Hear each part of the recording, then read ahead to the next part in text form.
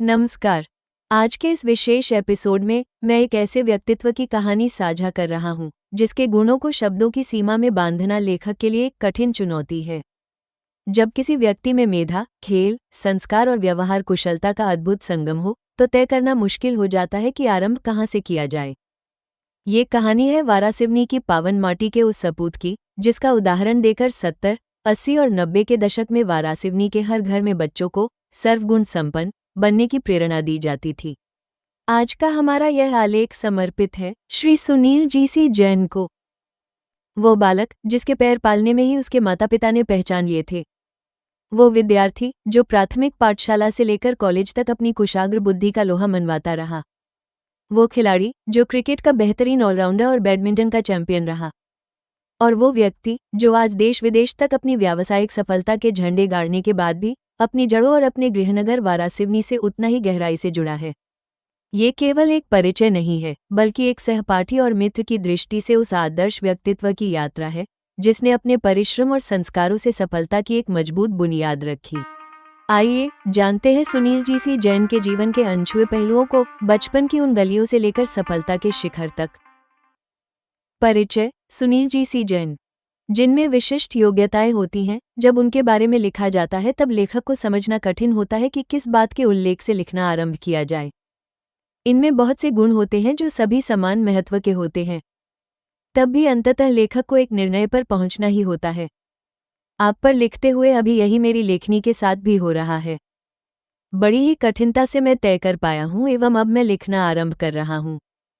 आप हमारे बचपन, लड़कपन एवं नवयुवा होने की अवस्था में वारासिवनी के ऐसे सपूत रहे थे जिनके गुणों के उल्लेख से हमें हमारे घर में ही नहीं अपितु वारासिवनी के प्रायः हर घर में आप जैसे बनने की प्रेरणा प्रदान की जाती थी।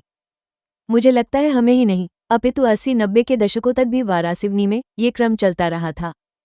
अधिकांश माँ पिता तब अपने अपने बच्चों को आपका उदाहरण देते हुए पढ़ने एवं सर्वगुण संपन्न बनने की प्रेरणा देते रहे थे।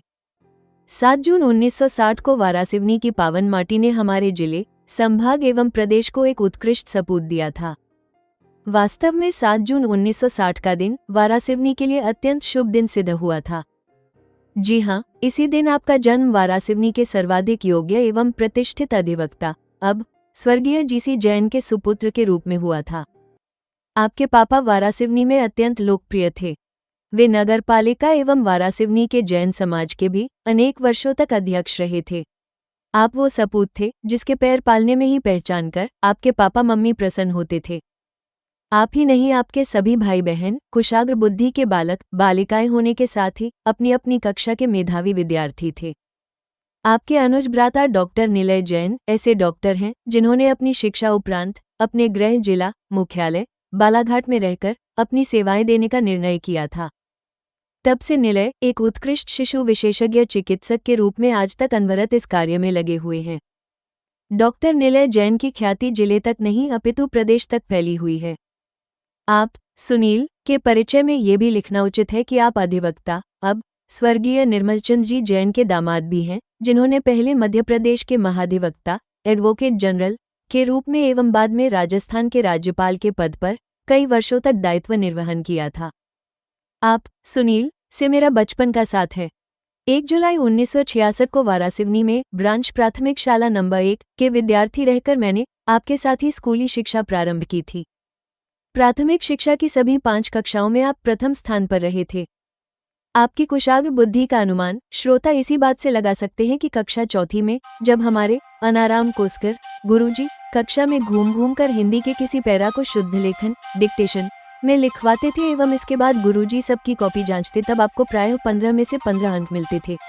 आपसे मेरी तुलना ही नहीं यह इस बात से सिद्ध हो जाता था कि मुझे कभी इसमें 3 और जब कभी बहुत अच्छा लिख लिया तभी अधिकतम 6 अंक मिल पाते थे।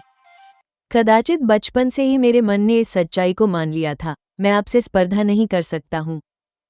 तेहलीबाई शासकीय उच्चतर माध्यमिक शाला वारासिवनी में जाने के बाद आपके प्रथम स्थान को चुनौती देने वाला हमारा एक ही सहपाठी राकेश अग्रवाल था।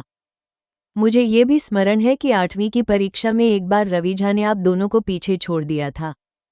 हमारे उस बैच में वारासिवनी में आप दो, राकेश एवं आप में से प्रथम चाहे जो कोई आए, आपस में अंकों का अंतर बहुत कम होता था। कभी कभी यह 1-2 अंकों का ही होता था। यद्यपि प्राथमिक कक्षाओं की तुलना में मैं अधिक पढ़ने वाला हो गया था, तब भी आपसे मेरी कोई तुलना नहीं थी।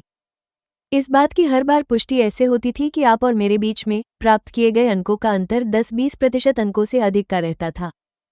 1971 से 1977 के दिनों में आप क्रिकेट और बैडमिंटन खेलते थे।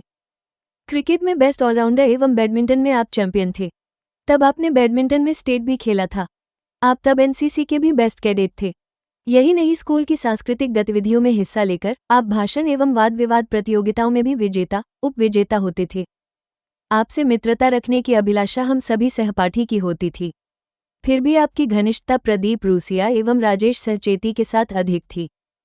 यहाँ तक मैंने अपने लिए सबसे बड़ी उपलब्धि इस बात की मानी थी कि हमारे maths teacher S K. Bagde sir ने एकाधिक बार मुझे डांटते हुए ये कहा था, राजेश, तुम्हारा दिमाग राकेश या सुनील जैन से कम नहीं है, मगर तुम पढ़ने से जी चुराया करते हो। यह वो बात थी जिसमें अनायास ही उन्होंने मेरी तुलना आपसे की थी। ये बागड़े सर की मुझे डांट होती थी, किंतु मैं इसे अपनी प्रशंसा जैसी अपनी मम्मी एवं बाबूजी को बताया करता था। आप हमारे स्कूल में ऐसे शिष्य थे जो सभी गुरुओं के चहेते होते हैं। आप वो शिष्य थे जिसका गुरु होना बताना किसी भी गुरु को गर्वित करता था। हम बालपन से ही साथ पढ़ खेल कर बड़े हुए थे। आपसे मेरे साथ का ये क्रम जुलाई अगस्त 1977 में टूट गया था, जब राकेश और आप MACT Bhopal regional engineering college में प्रवेश पाने में सफल हुए थे, जबकि मैं किसी तरह से द्वितीय सूची में रायपुर इंजीनियरिंग कॉलेज प्रादेशिक महाविद्यालय में पहुंच पाया था। इसके बाद के समय में आपसे मेरी भेंट दीर्घ अवकाशों के दिनों में वारासिवनी पहुंचने पर ही हुआ करती थी। उन साथ के दिनों में भी साथ घूमते हुए मुझे हीनता बोध इस बात से होती थी कि आप स्पीकिंग इंग्लिश में भी अच्छे दक्ष हो गए थे, जबकि मैं किसी तरह कोर्स बुक पढ़ और लिख ही पाता था। हमारी कॉलेज शिक्षा पूर्ण होने तक आप इस बात के जीवंत उदाहरण हो चुके थे कि मजबूत जीवन बुनियाद पर ही एक सफल व्यक्तित्व साकार रूप लेता है। हमने पढ़ाई साथ साथ 1982 में पूर्ण की थी।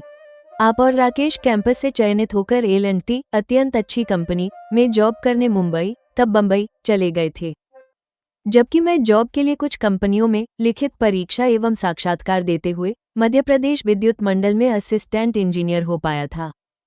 अब हमारे जीवन में वो समय आया था जब आपसे मेरे मिलने के अवसर बिरले हुए थे। हम कभी कभी ही मिल पाते थे।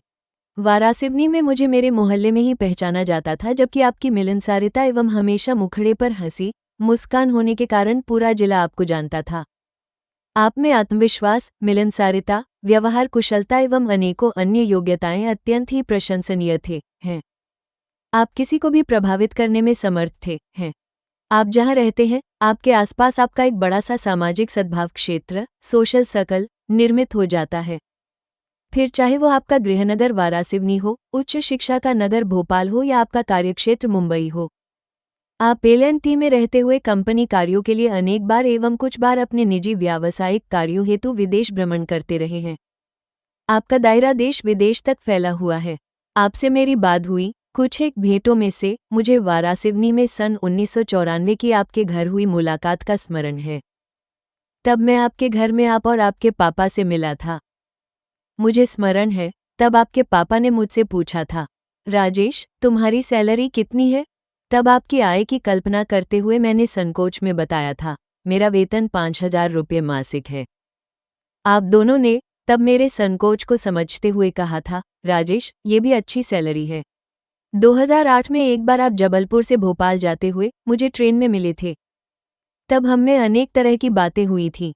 हमने अपना अपना मोबाइल नंबर एक दूसरे को दिया था। तब से हम में कुछ अंतराल में बात हो जाया करती थी है।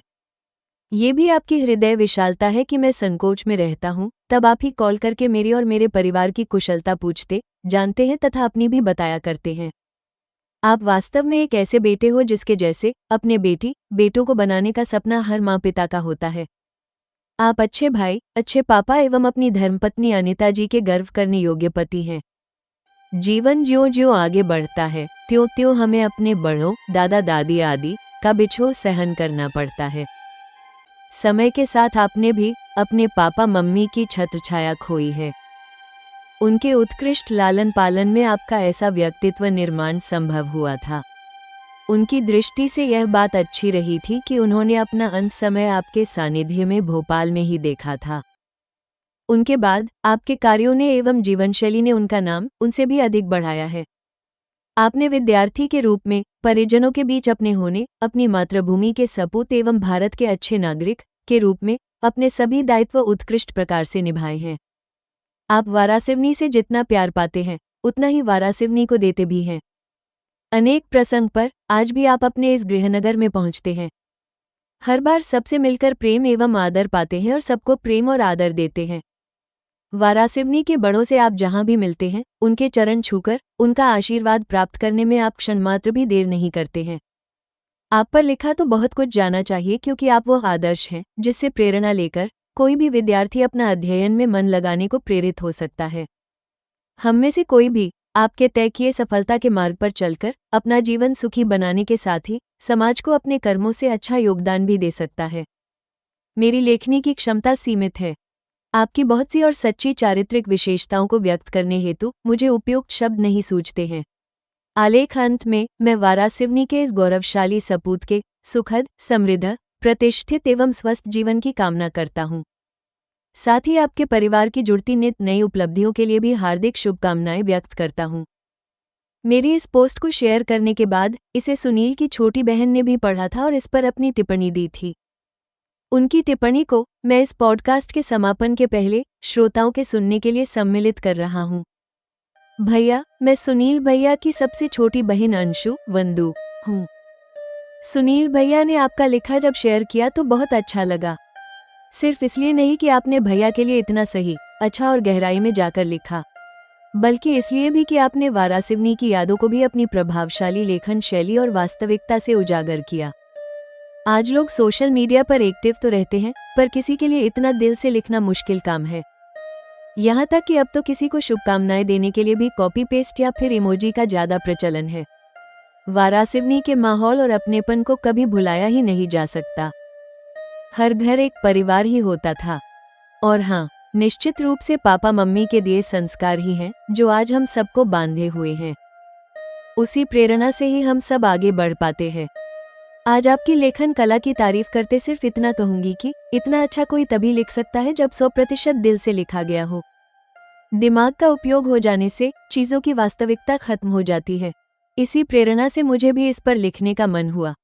तो ये थी कहानी सुनील जी सी जैन की वारासिवनी की गलियों से शुरू हुई एक ऐसी यात्रा जिसने सफलता के नए प्रतिमान स्थापित किए, लेकिन अपनी जड़ों की मिठास को कभी कम नहीं होने दिया। अंशु जी की बातों ने एक बार फिर यह सिद्ध कर दिया कि संस्कार और प्रेम ही वो धागे हैं जो हमें मीलों दूर रहकर भी एक दूसरे से और अपनी मिट्टी से जोड़कर रखते हैं। लेखनी सचमुच तभी सार्थक होती है जब वो सीधे हृदय तक पहुंचे। आशा है सुनील जी के जीवन का ये सफर आप सभी के लिए भी प्रेरणादायी रहा होगा। अगर आपको ये कहानी पसंद आई हो तो इसे अपने मित्रों और परिवार के साथ साझा करना न भूलें। मैं हूँ राजेश चंद्रानी मदनलाल जैन। शीघ्र ही लौटूंगा वारासिवनी की स्मृतियों और एक नए व्यक्तित्व की प्रेरणादायक गाथा के साथ। तब तक स्वस्थ रहें, मुस्कुराते रहें और अपनी जड़ों से जुड़े रहें। नमस्ते।